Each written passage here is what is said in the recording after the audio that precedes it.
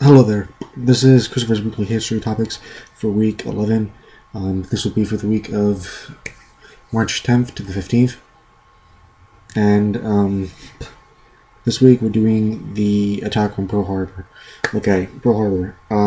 Before the initial attack, there are some key factors that led to the attack. So I'm going to quickly go over those key factors and then go into the actual attack. Before the attack, what Japan feared was American presence in the Pacific region. Japan had a very big empire in the Pacific region, and over the early 1900s, America has built up its presence in the Pacific region.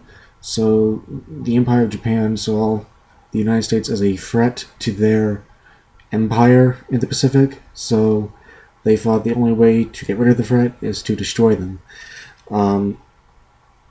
And it was not so much as your typical threat, but mainly a naval threat.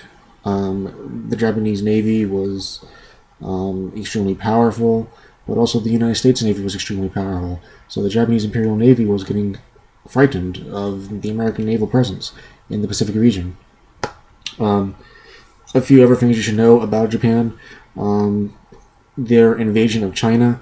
Their invasion of China is in mid-1937, and the reason why this ties into the American, the reason why America is involved in this is because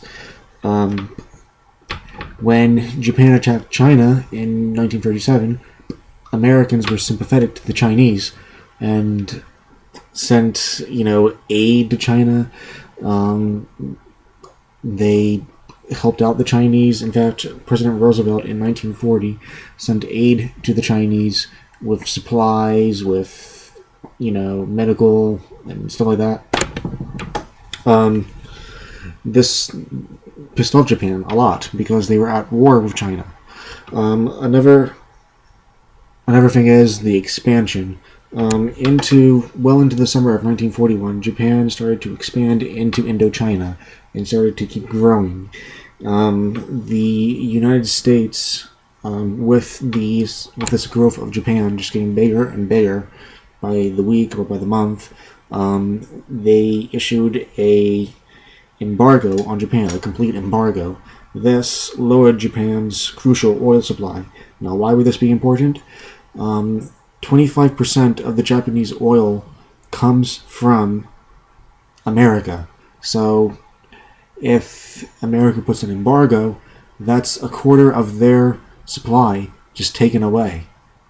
And that's not good for them.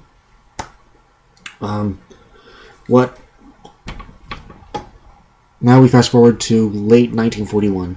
A few months, like 2 months, I would say, before the attack. In October of 1941, a prime minister of Japan, a new prime minister was in Japan.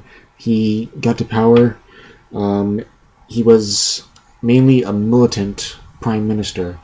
The moderate one, who was the prime minister in Tokyo, lost. And this more militant one in October became in power. And yeah, that's it. Then we fast forward to a month later, November of 1941. In November of 1941, this is what people sometimes use for papers as far as, did the U.S. know? Could it have been prevented?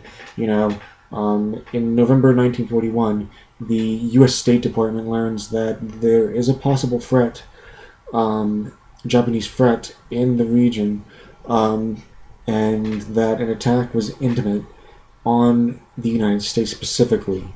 There was no information of where they were going to attack, when they were going to attack, how they were going to attack. It just said that, hey, you know what, you better watch out because this Japanese attack, it's eventually going to happen. It's imminent. It is possible. Extremely possible. And that was in November of 1941. Then there was the day that will live in infamy, December 7th, 1941. In the early mornings, about 5 minutes to 8, Japanese bombers went into Pearl Harbor and they started just dropping bombs on Pearl Harbor, mainly those USS ships, mostly, but also the base too. It was just totally destroyed. And then an hour later, if not, yeah, exactly an hour later, after the bombers are done, just an hour before, a second wave of Japanese bombers come back and destroy even more of Pearl Harbor and even the stuff that was bombed before. Um, this caused great destruction, great loss of lives, great loss of supplies. In total, the casualties are in the cost is basically tremendous. The United States lost in total 8 battleships, 3 cruisers, 4 vessels, 188 airplanes, and over 2,400 deaths. So that's a lot. So anyway, that's basically the introduction view to how Pearl Harbor was attacked, and then you have FDR's famous speech, December 7th, 1941, a day that will live in infamy, and then a few days later, the United States declares war on Japan, thus entering World War II. Because a few days later, because Nazi Germany and Fascist Italy have a pact with Japan, they declare war on the United States because we declared war on the Empire of Japan. So that's basically the basics of Pearl Harbor and how World War I got started, as far as the American point of view. So that's it.